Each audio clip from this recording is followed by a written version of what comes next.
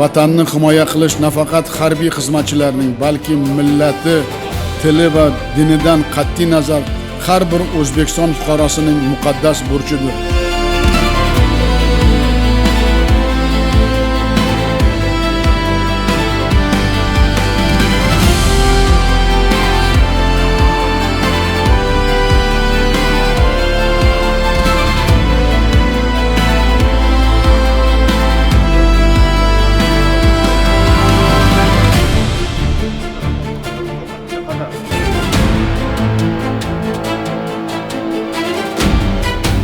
Shiddat bilan o'zgarib, tobora keskinlashib borayotgan xalqaro vaziyatda mamlakat xavfsizligi va barqarorligini ta'minlash bizdan doimiy safarbarlik, yuksak mas'uliyat va qat'iy harakatni talab etmoqda.